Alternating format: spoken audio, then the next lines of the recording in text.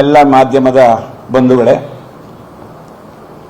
ದೇಶದಲ್ಲಿ ಸುಮಾರು 12 ಕೋಟಿಯಷ್ಟು ಈ ಗಿರಿಜನ ಅಥವಾ ಬುಡಕಟ್ಟು ಆದಿವಾಸಿ ಅಂತ ಏನು ಬೇರೆ ಬೇರೆ ಹೆಸರು ಕರೀತಾರೆ ಅವರು ವಾಸ ಮಾಡ್ತಾರೆ. ಸುಮಾರು 700ಕ್ಕಿಂತ ಹೆಚ್ಚು ಜಾತಿಗಳವರು ಸೇರಿದವರು, ವಿಶೇಷವಾಗಿ ದೇಶದ ಪೂರ್ವಾಂಚಲ ಭಾಗದಲ್ಲಿ ಹೆಚ್ಚು ಸಂಖ್ಯೆಯಲ್ಲಿ ವಾಸ ಮಾಡ್ತಾರೆ. ಹಾಗೆ ಕರ್ನಾಟಕದಲ್ಲಿ ಕೂಡ ರಾಜ್ಯದ ಹೆಚ್ಚಿನ ಜಿಲ್ಲೆಗಳಲ್ಲಿ 50 ಪಂಗಡಗಳಿಗೆ ಸೇರಿದಂತಹ ಸುಮಾರು 45 ಲಕ್ಷಕ್ಕಿಂತ ಹೆಚ್ಚು ಸಂಖ್ಯೆಯ ಬುಡಕಟ್ಟು ಜನ, ಗಿರಿಜನ ವಾಸ ಮಾಡ್ತಾರೆ. ಈ ಎಲ್ಲ ಪ್ರಕಾರದ ಬುಡಕಟ್ಟು ಜನಾಂಗಕ್ಕೆ, ಗಿರಿಜನಾಂಗಕ್ಕೆ ಅವರು ಪರಿಶಿಷ್ಟ ಪಂಗಡಕ್ಕೆ ಸೇರಿದವರು ಅಂತೇಳಿ ಒಂದು ಸರ್ಟಿಫಿಕೇಟ್ ಕೊಡುವಾಗ ಅವರ ಆಚಾರ, ವಿಚಾರ, ನಡಾವಳಿಕೆಗಳು, ಅವರ ಪೂಜಾ ಪದ್ಧತಿ, ಆಹಾರ ವಿಹಾರ ಎಲ್ಲವನ್ನೂ ಅವಲಂಬಿಸಿ ಕುಲಶಾಸ್ತ್ರ ಅಧ್ಯಯನ ಮಾಡಿ ಅವರಿಗೆ ಆ ಪಟ್ಟಿಗೆ ಸೇರಿಸಿರ್ತಾರೆ. ಆದರೆ ಇತ್ತೀಚಿನ ವರ್ಷಗಳಲ್ಲಿ ಸುಮಾರು 60-70 ವರ್ಷಗಳಿಂದ ಪ್ರಾರಂಭ ಆಗಿ ಇತ್ತೀಚಿನ ವರ್ಷಗಳಲ್ಲಿ ದೊಡ್ಡ ಪ್ರಮಾಣದಲ್ಲಿ ಈ ನಮ್ಮ ಸಮುದಾಯದ, ಗಿರಿಜನ ಸಮುದಾಯದ ಈ ಏನು ಆಚಾರ ವಿಚಾರ, ಕಲೆ, ಸಂಸ್ಕೃತಿ, ಪರಂಪರೆ ಇದೆಯೋ ಇದನ್ನು ನಾಶ ಮಾಡುವಂಥ ಒಂದು ಹುನ್ನಾರ ನಡೀತಾ ಇದೆ. ಸಮಾಜ ವಿರೋಧಿ, ದೇಶ ವಿರೋಧಿ ಅನೇಕ ಸಂಘಟನೆಗಳು ಇವರನ್ನ ಅನ್ಯಾನ್ಯ ಮತಗಳಿಗೆ ಪರಿವರ್ತನೆ ಮಾಡಿ ಅವರ ಸಂಸ್ಕೃತಿಯನ್ನು ನಾಶ ಮಾಡ್ತಾ ಇದೆ. ಇದರ ಪರಿಣಾಮ ಏನಾಗುತ್ತೆ ಅಂದರೆ ಈ ಎಲ್ಲ ನಮ್ಮ ಗಿರಿಜನ ಬಂಧುಗಳು ನಮ್ಮ ಪರಿಚಯನ ಕಳ್ಕೊಳ್ತಾರೆ. ನಾವೇನು ಐಡೆಂಟಿಟಿ ಅಂತ ಹೇಳ್ತೀವಿ ಅದನ್ನು ಕಳ್ಕೊಂಡ್ಬಿಡ್ತಾರೆ. ಆವಾಗ ಅವರೊಬ್ಬರು ಬುಡಕಟ್ಟು ಆಗಿರೋದು ಕಷ್ಟ. ಜೊತೆಗೆ ಇನ್ನೊಂದು ಏನಂದರೆ, ಯಾರೆಲ್ಲ ಬೇರೆ ಬೇರೆ ಮತಗಳಿಗೆ, ವಿದೇಶಿ ಮತಗಳಿಗೆ ಮತಾಂತರ ಆಗಿದ್ದಾರೋ ಅವರು ಈ ಬುಡಕಟ್ಟು ಜನಾಂಗದ ಸೌಲಭ್ಯವನ್ನು ಪಡೆಯುವ ಪ್ರಶ್ನೆ ಬಂದಾಗ ತಾನು ಬುಡಕಟ್ಟು ಅಂತ ಹೇಳಿ ಸರ್ಟಿಫಿಕೇಟನ್ನು ತೋರಿಸಿ ರಾಜಕೀಯವೂ ಸೇರಿದಂತೆ ಅನೇಕ ಲಾಭಗಳನ್ನು ಪಡ್ಕೊಳ್ತಾರೆ. ಹಾಗೆ ನೋಡಿದರೆ ಉಳಿದ ನೈಜ ಬುಡಕಟ್ಟುಗಳಿಗಿಂತ ಈ ಮತಾಂತರಿತ ಬುಡಕಟ್ಟುಗಳು ಹೆಚ್ಚಿನ ಪ್ರಮಾಣದಲ್ಲಿ ಆ ಸೌಲಭ್ಯಗಳನ್ನು ಪಡ್ಕೊಳ್ತಾರೆ. ಹೀಗಾಗಿ ಗಿರಿಜನ ಸುರಕ್ಷಾ ವೇದಿಕೆ ಒಂದು ದೊಡ್ಡ ಕಾರ್ಯಕ್ರಮ ಯೋಚನೆ ಮಾಡಿತು. ಜನಜಾತಿ ಸುರಕ್ಷಾ ಮಂಚ್ ಅನ್ನುವಂಥದ್ದು ಇದರ ರಾಷ್ಟ್ರೀಯ ಒಂದು ಸಂಘಟನೆಯ ಒಂದು ಸ್ವರೂಪ. ಅದರ ಅಡಿಯಲ್ಲಿ ದಿಲ್ಲಿನಲ್ಲಿ ಕಳೆದ ಮೇ ತಿಂಗಳಲ್ಲಿ 24ನೇ ತಾರೀಕು ದಿಲ್ಲಿನಲ್ಲಿ ಒಂದು ಜನಜಾತಿ ಸಾಂಸ್ಕೃತಿಕ ಸಮಾಗಮ ಅನ್ನೋ ಹೆಸರಲ್ಲಿ ಒಂದು ದೊಡ್ಡ ಕಾರ್ಯಕ್ರಮ ಆಯಿತು. ನಾವು ಕರ್ನಾಟಕದಿಂದ ಕೂಡ 1500 ಹತ್ತಿರ ಸಂಖ್ಯೆಯ ಜನ 16 ಜಿಲ್ಲೆಗಳಿಂದ 22 ಪಂಗಡಗಳಿಗೆ ಸೇರಿದವರಲ್ಲಿ ಹೋಗಿದ್ವಿ. ಹೋಗುವಾಗ ಎಲ್ಲರೂ ತಮ್ಮ ಪಾರಂಪರಿಕ ನೃತ್ಯಕ್ಕೆ ಸಂಬಂಧಪಟ್ಟಂಥ ಉಡುಗೆ ತೊಡುಗೆ ಇರ್ಬೋದು, ಅವರ ನಿತ್ಯ ಉಡುವಂಥ ಪಾರಂಪರಿಕ ಉಡುಗೆಗಳನ್ನು ಎಲ್ಲ ಧರಿಸ್ಕೊಂಡು ತಗೊಂಡು ಹೋಗಿದ್ರು. ವಿಶೇಷ ಅಂದರೆ ಈ ಜನ ದಿಲ್ಲಿಗೆ ಹೋಗಿ ಮತ್ತೆ ವಾಪಸ್ ಬರುವ ಖರ್ಚನ್ನು ಕೂಡ ತಾವೇ ಭರಿಸಿದರು. ಕರ್ನಾಟಕದಿಂದ 22 ಪಂಗಡದ ಜನಗಳು ಹೋಗಿದ್ರು ಅಂತ ನಾನು ಹೇಳಿದೆ. ನನ್ನ ಪಕ್ಕದಲ್ಲಿ ಕೂತವರು ಡಾಕ್ಟರ್ ಗಣೇಶ್ ಅಂತೇಳಿ ಅವರು ಬೆಟ್ಟಕುರುಬ ಸಮುದಾಯಕ್ಕೆ ಸೇರಿದ್ದಾರೆ. ಇರುಳಿಗ ಸಮುದಾಯದ ರಾಜು ನನ್ನ ಜೊತೆ ಇದ್ದಾರೆ, ಮತ್ತು ಕಾಮರಾಜ್ ಇದ್ದಾರೆ. ಇದೇ ರೀತಿಯಾಗಿ ಕರ್ನಾಟಕದ ಸುಮಾರು 22 ಜನಾಂಗದ ಪ್ರತಿನಿಧಿಗಳಲ್ಲಿ ಹೋಗಿದ್ರು. ಅಲ್ಲಿ ಸುಮಾರು 2.5 ಲಕ್ಷದಷ್ಟು ಜನ ಸೇರಿದ್ರು. ದೊಡ್ಡ ಕಾರ್ಯಕ್ರಮ ಆಯಿತು. ಅಮಿತ್ ಶಾ ಅವರು ಆ ಕಾರ್ಯಕ್ರಮ ಉದ್ಘಾಟನೆ ಮಾಡಿದರು. ನಾವೆಲ್ಲ ನಮ್ಮ ಜನಾಂಗದ ಕಲೆಯನ್ನು ಪ್ರದರ್ಶನ ಮಾಡೋಕ್ಕೋಸ್ಕರ 5 ಕೇಂದ್ರಗಳಿಂದ ಜಾಥಾ ರೂಪದಲ್ಲಿ ಬಂದ್ವಿ. ಕೆಂಪುಕೋಟೆಯ ಮುಂಭಾಗದಲ್ಲಿ ಸೇರಿದ್ವಿ. ಅಲ್ಲಿ ಆ ಕಾರ್ಯಕ್ರಮ ಅಮಿತ್ ಶಾ ಅವರು ಉದ್ಘಾಟನೆ ಮಾಡಿದರು.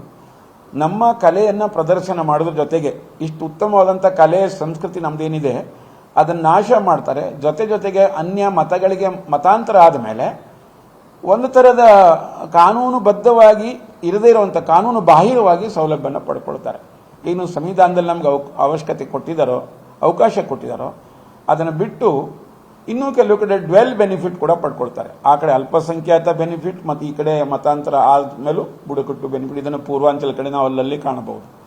ಇದನ್ನೆಲ್ಲ ನಿಲ್ಲಿಸಬೇಕು ಅನ್ನುವಂಥ ಒಂದು ಬೇಡಿಕೆಯನ್ನು ನಾವು ಸರ್ಕಾರಕ್ಕೆ ಇಟ್ವಿ.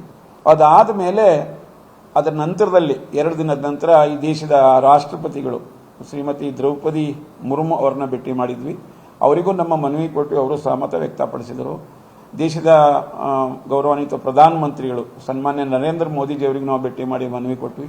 ಉಪರಾಷ್ಟ್ರಪತಿಗಳು ಸೇರಿದಂತೆ 4-5 ಗಣ್ಯರಿಗೆ ಮನವಿ ಕೊಟ್ಟು ನಮ್ಮ ಅಳಲನ್ನು, ಸಮಸ್ಯೆನ ಅವ್ರ ಹತ್ರ ತೋಡ್ಕೊಂಡಿದ್ದೀವಿ.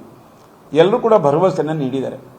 ನಮ್ಮ ಬೇಡಿಕೆ ಸ್ಪಷ್ಟವಾಗಿ ಹೇಳೋದಾದ್ರೆ ಅಷ್ಟೇ, ಯಾರೆಲ್ಲ ಅನ್ಯ ಮತಗಳಿಗೆ ಮತಾಂತರ ಆಗಿರ್ತಾರೋ, ತಮ್ಮ ಧರ್ಮ, ಸಂಸ್ಕೃತಿ, ಪರಂಪರೆ, ಆಚಾರ ವಿಚಾರ ಬಿಡ್ತಾರೋ ಅವರಿಗೆ ಪರಿಶಿಷ್ಟ ಪಂಗಡದ ಪಟ್ಟಿನ ತೆಗಿಬೇಕು, ಡಿಲೀಟ್ ಮಾಡಬೇಕು ಅನ್ನೋಂಥ ಬೇಡಿಕೆಯನ್ನು ನಾವು ಅಲ್ಲಿಟ್ಟಿದ್ದೀವಿ. ಸರ್ಕಾರಗಳು ಒಳ್ಳೆಯ ಸ್ಪಂದನೆಯನ್ನು ನೀಡಿದೆ.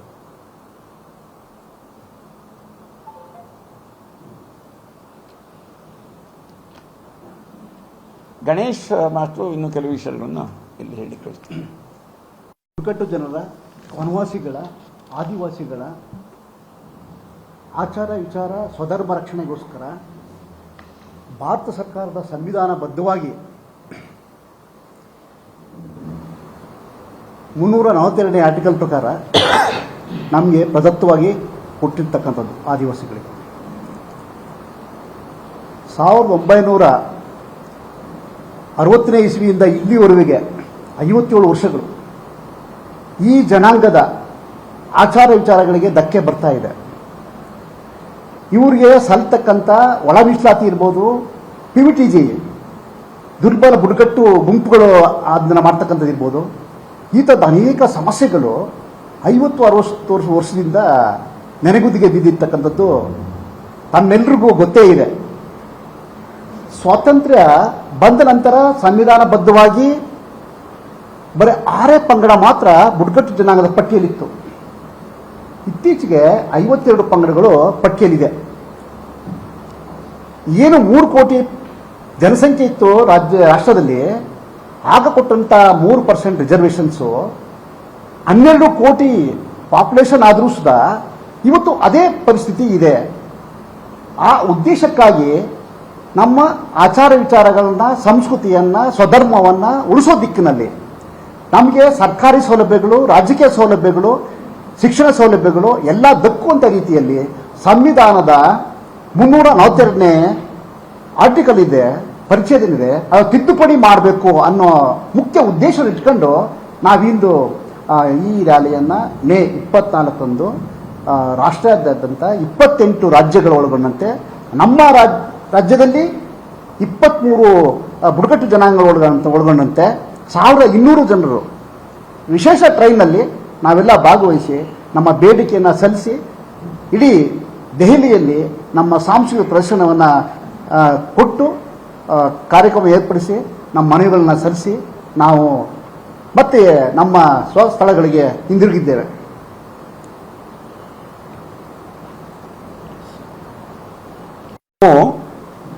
ಯಾವುದೋ ಒಂದು ಮತವನ್ನ ಅಥವಾ ಧರ್ಮವನ್ನ ವಿರೋಧ ಮಾಡೋದಿಲ್ಲ. ನಾವು ಹೇಳೋದಿಷ್ಟೇನೆ, ಯಾರೇ ಇರಲಿ ನಮ್ಮ ಬುಡಕಟ್ಟು ಜನಾಂಗದ ಸಂಸ್ಕೃತಿಯನ್ನ, ಪರಂಪರೆಯನ್ನ ನಾಶ ಮಾಡಬಾರ್ದು. ಏನೋ ಅವರು ಸ್ವಂತ ಇಚ್ಛೆಯಿಂದ ಅಕಸ್ಮಾತ್ ಬೇರೆ ಕಡೆ ಮತಾಂತರಗೊಂಡ್ರು ಕೂಡ ಆವಾಗ ಅವರು ಮತ್ತೆ ಇಲ್ಲಿಯ ಸರ್ಕಾರಿ ಸೌಲಭ್ಯಗಳು ಪಡ್ಕೊಳ್ಬಾರ್ದು. ಇದು ಸ್ಪಷ್ಟಪಡಿಸಲಿಕ್ಕೆ ಬಯಸ್ತೇನೆ ನಾನು. ಪ್ರಿಯಾಂಕ್ ಖರ್ಗೆ ಅವರು RSS ಬಗ್ಗೆ ಒಂದಷ್ಟು ಪ್ರಶ್ನೆ ಕೇಳಿದ್ದಾರೆ. ಮೋಹನ್ ಭಾಗವತ್ ಅವರು ಕೇರಳದಲ್ಲಿ ಮಾತನಾಡಿದ್ದಾರೆ. ಆದರೆ RSS ನ ಹಿನ್ನೆಲೆ ಇರತಕ್ಕಂಥ ನೀವು ಯಾವ ರೀತಿಯಾಗಿ ನೋಡ್ತೀರಾ ಸರ್ ಪ್ರಿಯಾಂಕ್ ಖರ್ಗೆ ಅವರ 8 ಪ್ರಶ್ನೆಗಳು? ಇವತ್ತಿನ ವಿಷಯ RSS ಅಲ್ಲದೆ ಇದ್ರೂ ಸಮಾಜದಲ್ಲಿ ಆ ಒಂದು ಸುದ್ದಿ ಓಡಾಡ್ತಾ ಇರೋದನ್ನ ನಾನಿಲ್ಲಿ ಪ್ರತಿಕ್ರಿಯೆ ಕೊಡಬೇಕಾಗ್ತದೆ. ಮೊದಲನೇದು, ಸ್ವತಃ ಯಾರು RSS ನ ಶಾಖೆಗೆ ಹೋಗಿರ್ತಾರೋ ಅವರಿಗೂ ಇವತ್ತು 100% RSS ಅರ್ಥ ಆಗಿದೆ ಅಂತೇನಿಲ್ಲ. ಯಾಕೆ ಅಷ್ಟು ಒಂದು ಆಳವಾದಂಥ ಶ್ರೇಷ್ಠವಾದಂಥ ಸಂಘಟನೆ ಅದು.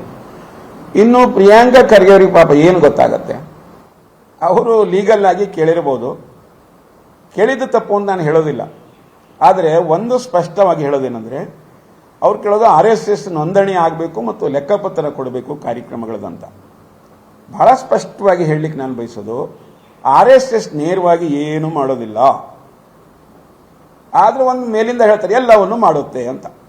ಹಾಗಾದ್ರೆ ಯಾರು ಮಾಡ್ತಾರೆ? RSS ಸ್ವಯಂ ಸೇವಕರನ್ನ, ಕಾರ್ಯಕರ್ತನ ಸಿದ್ಧಗೊಳಿಸುತ್ತೆ, ವ್ಯಕ್ತಿ ನಿರ್ಮಾಣ ಮಾಡುತ್ತೆ. ಆಮೇಲೆ ಬೇರೆ ಬೇರೆ ಸಂಘಟನೆ ಮಾಡಲಿಕ್ಕೆ ಅವ್ರಿಗೆ ಅನುಮತಿ ಕೊಡುತ್ತೆ. ಉದಾಹರಣೆಗೆ ನಾನಿದ್ದೇನೆ ಇಲ್ಲಿ, ಶಾಂತಾರಾಮ್ ಸಿದ್ದಿ.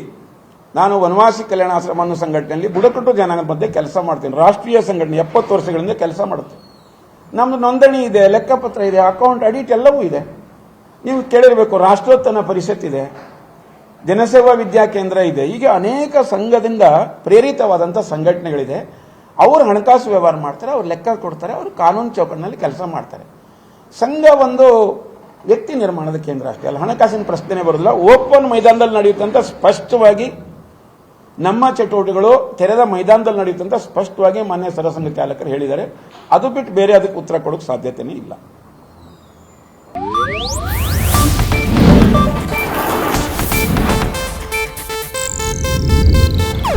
ಇದು ಏಷ್ಯಾನೆಟ್ ನ್ಯೂಸ್ ನೆಟ್ವರ್ಕ್ ಪ್ರಸ್ತುತಿ.